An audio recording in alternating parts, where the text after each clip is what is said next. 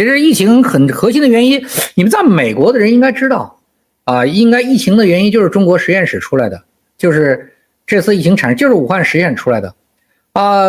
美国政府原来有一个什么疫情什么办公室吧，就调查办公室好像是类似这样名字，但是明确的结果，武汉这个结果出来以后，就把这个办公室取消了。因为呢，当时确认的就是这件事情，如果正式把材料公布出来，就可能引发第3次世界大战。因为当时全世界对于中国的索赔都是天文数字啊，对于中国的索赔，比如说像印度就是100万亿美元，印度给中国当时疫情，如果是中国传出来的有证据，索赔100万亿美元，如果不能索赔呢，那当时直接导致的结果就是可能代表第3次世界大战就要产生了，中国就只能硬刚。所以呢，在这种情况下，美国政府应该仔细考虑。你们了解美国的，应该这是个公开的秘密。美国政府出于国际考虑，就是真的不想变成这个因素变成一个最抵抗的、无法绕过去的因素，所以最后就把这个办公室干脆取消了，所有的证据都就跟美国的很多证据一样，就都收起来了啊，不再公告了啊。这个作为一个可能引起世界大格局变化的事情不再公告了，但是最后其实也没有扛过去，对吧？啊，为什么说俄罗斯这次发生的战争最大的一个战争？因为这次2次大战之后，美国拼命避免没避免了的，疫情没避免，现在避免了，疫情这个事都避免了，现在没避免了的。第一个，五常被侵略，以前从来没有2次大战之后五常被人家国家打入国土被占领的，没有过。除了边界纠纷啊，中国跟越南跟印度的边界纠纷，除了边界纠纷，五常联合国都没有被其他国家这么大面积的入侵跟占领过。第二个，有核国家被人家这么大面积的侵入跟占领过，巴基斯坦、印度都没有，就发生过纠纷。这个都是在2次大战之后美国尽可能避免的事情。所以大家可能觉得乌克兰打入俄罗斯这件事情不大，但是你们可能不知道这件事情背后下的决心有多大，也是普京为什么要大概率下台的问题。就是2次大战之后五常被入侵，且作为有核国家被大范围入侵，无法阻止啊。所以呢，疫情这个事儿美国在避免，但是这个事儿没有避免，证明美国的决心是很大很大的。上次我说到房贷的东西，80万亿，80%以上，80万亿中的80%以上，不是20万亿，记住了啊，是长期的欠款。什么意思？中国经济下降，中国经济导致的结果就是大量的房贷还不了。我们在看到最近是忘了外电是彭博还是哪些说了，中国有好像是5400万人嘛，还是什么的房子卖掉了，没有交付。5400万人买了房子，好像这个数啊，我说错了，大家可以帮我纠正一下。然后买了房子，但是并没有交付，道理是一样的。就是中国有很多人是未来随着经济下降，因为中国没有什么民营企业了，大家会付不起房贷的。那付不起房贷断供的人越来越多，你查断供越来越多几个关键字在网上就看到了。结果呢，房子不要了怎么样？拍卖、贱卖，各种问题，明白了吗？所以真正等着大的暴雷，就是中国大量的房子根本交不起贷款了，但是银行呢又不能被这些坏账拖累，否则银行就倒闭了。所以在这种情况下，银行就得想办法去执行这没办法啊。所以这种情况就是这么一个结果。现在各地方因为房子闹事的越来越多，要是允许你看什么叫爆料啊，什么黑料，就这些网站上你去看，都是大量的视频，全是闹房子闹事的，都是房子金融闹事的4800万套已经预售但没有交付的商品房，明白了吗？什么概念？就是没建好，钱都交了，房子都没建，但是分期要不要交？这里面如果80%人的贷款，他们贷款要不要交？要交贷款。贷款房子没有还要交贷款啊！大家想没想到这些人的戾气有多重？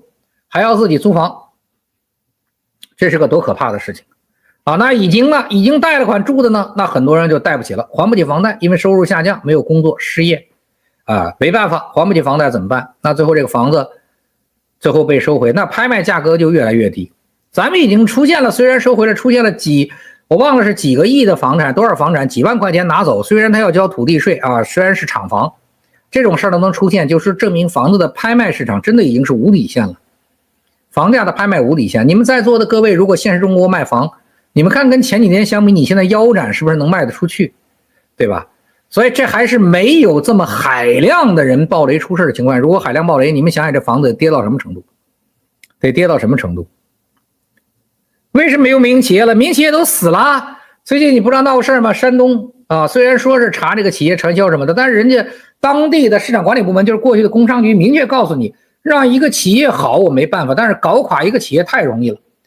在东北当年古春立当省委书记的时候，辽宁省省委书记的时候，古春立一个桌子，我跟古春立吃饭，大家喝了酒，省委书记说什么？明天搞哪个企业去？为什么投资不过山海关？就是中国的政府，所有民营企业在眼里都是肥羊。我们在东北当年准备能够上市的企业去看了几十家，只要我们去了，当时建行去了，投行去了，政府一定派人去，然后这个企业一定再也上不了市了，因为这个企业就变成了当地政府眼里的肥羊。所以这个企业交的钱、送的礼物、各地方过来的贪腐、各地的欺压就接踵而来。所以其实最后结果，一直到08年我从建行离开，一家东北的上市公司都没有过。这就是中国政府的态度，北方政府大致如此。所以中国现在没有民营企业了，就是在政府很好、经济很好、税收很足的时候，都对民营企业这样态度。在现在政府、地方政府财政紧张的时候，你们知道他们对民营企业都是什么态度吗？那民营企业还干的人，你说你得多傻逼啊？对啊，你就是对方盘剥对象啊，你不可能挣着钱。网上有一篇文章说，中国所有民营企业的大股东都是中国政府，为什么呢？人家列举了按照目前中国直接税、间接税直接收的体系，我们的增值税体系加上我们的所得税体系，加上我们交纳的税保跟其他相关税收体系，然后发现任何一个公司主要收入的60%到70%一定是上交给中国政府的。所以不管你收入怎么样都要上交政府，股东有没有收益都要上交政府。所以网上说法叫中国所有民营企业最大股东是中国政府，其实它比股东权力大多了。股东可以死，但是政府收的钱一分不能少，这还是税收，不是非税收啊。这些东西在国有企业都好说，民营企业一定不可能的。所以这就是为什么中国没有民营企业了。中国还能有民营企业，所以你自己摆一个烂摊烤个羊肉能活着，还挺不错，你挺爽。但是千万别做大了，你只要杨二涛真挣了钱了，那你就等着死了啊！因为你不挣钱，你都活不下去，你不是肥肉，可能还政府帮帮你。但你一旦真挣了钱了，成了肥肉，那好了，养猪的目的是为了杀猪，养牛的目的是为了杀牛，所以养你大的目的是为了吃你。哎，这一定是中共的逻辑，几十年来都这么干的，怎么可能例外呢？哎呀，翟总100天严打是为色情产业发牌开放准备吗？不可能发牌呀！中国共产党脸面给你色情发牌还能活吗？啊，现在咱们的色情产业已经发展到很广泛了，严打没有用的。你们应该都知道，我就问问大家知不知道啊？那种上门给你们大家做饭的是不是色情产业啊？那种大家的骑行群一起出去骑自行车的是不是色情产业啊？就现在陪你打游戏的是不是色情产业啊？就你们应该知道吧，应该都知道吧。就是现在几乎任何东西，你们现在去闲鱼上看到有多少东西陪你钓鱼的是不是色情产业？你在闲鱼上看吧。就是现在我问问大家，什么打网球的、台球厅打台球陪你打台球的是不是色情产业？陪你钓鱼的、打台球的、跟你骑车的、上门做饭的等等，全是色情产业呀。现在的色情产业已经发展到根本不是严打范围内所覆盖得了的了，应该都知道吧？不知道啊？不知道是色情产业呀？那你可在国内太那个啥了。我跟大家说的都是色情产业，而且都是公开的色情产业呀。知不知道现在小卖部都专门聘女老板，就是小卖部聘女老板，聘盯小卖部的女老板，穿的又透又露在那卖东西啊。人家说自己家小卖部自己随便穿呀，对吧？像狗头萝莉这样卖煎饼的越来越多呀，人自己家的买卖穿的又透又露特别多呀。然后呢，然后就是到那儿去，你只要消费大了留个单子，那后面是不是色情产业自己去想啊？就是现在中国的色情产业，中国人的聪明度根本都封不了了，根本都封不了了，懂了吗？这全是色情产业。就是中国你现在，我在国外都比你们熟悉，为什么你们国内都不知道呢？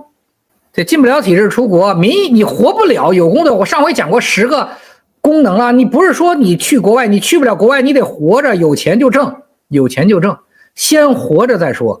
啊，不是说我必须得去国际，去不了怎么办？去国外，你先有钱挣，先让自己活着，好吧？先让自己活着啊。学法律的能进体制内，在国内能进体制内进体制内，但是呢，只要你英文好了，我都会建议你首先尝试的就是出去，首先尝试出去学个技能出去。美元建议还是要在境外开设，香港毕竟是中国一部分了，在境外找银行去开账户啊，境外去存到境外，个人建议，好吧？个人建议，没办法啊。所以其他的不说啥了啊。感谢大家又花宝贵的时间听我瞎逼逼，谢谢大家，谢谢。